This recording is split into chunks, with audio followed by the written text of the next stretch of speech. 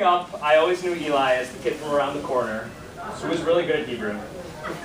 But we first got to know each other for real in 9th grade when Eli transferred to Livingston High School from Solomon Schechter.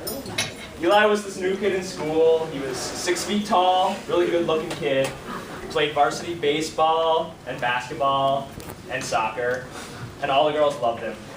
Needless to say, I couldn't stand him. To be fair, I was 5 feet tall, still in my awkward phase, and the only sport I played was golf. But despite his bad first impression, once I got to know Eli, we quickly became best friends. And you might think it's because Eli's outgoing personality, or his positive energy, or his great sense of humor. But the truth is, I discovered his one weakness.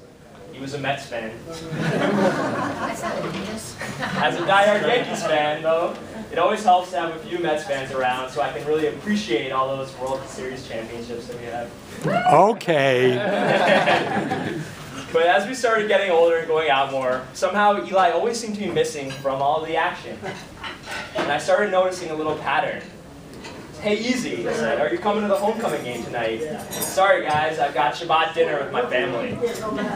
Andy's parents are out of town, and she's throwing a big party. We'll pick you up at 10. Can't, guys, tonight. It's Shabbat dinner. Even at our senior prom, I said, where's Eli? Shabbat dinner. Actually, the only way we can get the Montag family here tonight was by calling this a Shabbat dinner.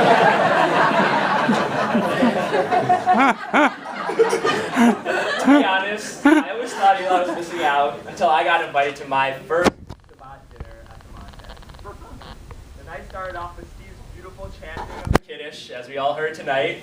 Steve, we're hoping for a show tune tomorrow. You got it. All right. Then Papi Al belting out the motzi, followed by Jill's delicious buffet of salmon and brisket and roasted vegetables. And to top it off, of course, Twizzlers for dessert. And then over the past few years, since Eli decided to move to Miami, we started noticing some new changes. I'm not just talking about the extra 20 pounds he packed on. 30?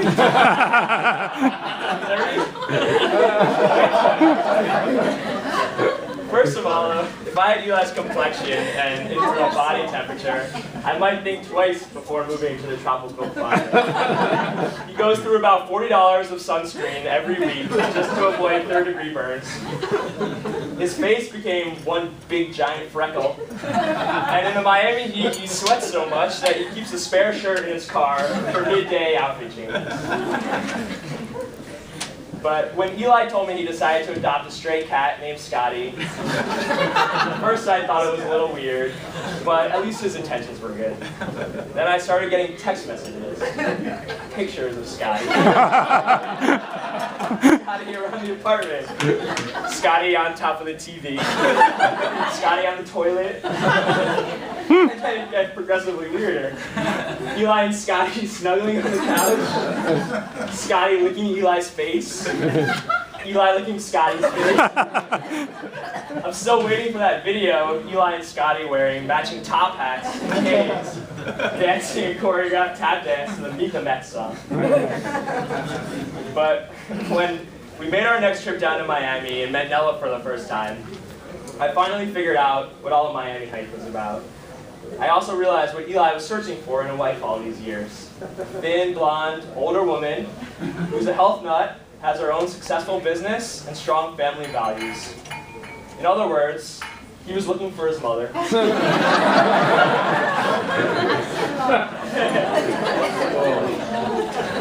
But all kidding aside, Nella, when I first met you, I knew instantly you were perfect for my best friend, Easy. You're stunningly beautiful, laid back, unique, and always fun to be around. You bring out the best in Eli, and it's obvious you would do anything in the world to make him happy, even spending your honeymoon in Paris with his entire family. I've never seen Eli happier than when he's with you, and I could not be more excited to be celebrating your wedding this weekend. I know this will be the first of many, many more Montag Shabbat dinners we'll be spending together. L'chaim. L'chaim.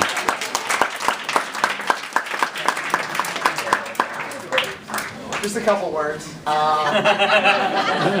Much shorter than that. I can remember when Eli told us the story about seeing Nella for the first time. They were both working out in their building's gym, and Eli saw this beautiful woman, couldn't stop staring, couldn't stop talking about her. he didn't know what to say to approach her. So naturally, Eli thought the best approach was to offer his personal training services to this woman. I officially gave him 0 shot at this really turning out how he wanted it to. In fact, none of us really ever thought that Easy would find a woman who could handle his insatiable appetite, love for terrible losing sports teams, and a God-given talent to veg on a couch for days at a time, watch full seasons of TV shows, and spin a TV remote like a helicopter.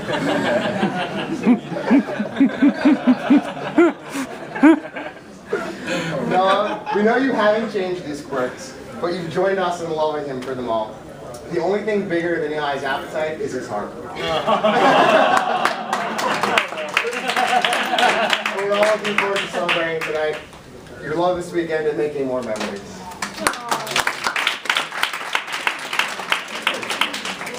I know you guys have heard me say this way too many times, but I think tonight's the most appropriate night to say to new beginnings.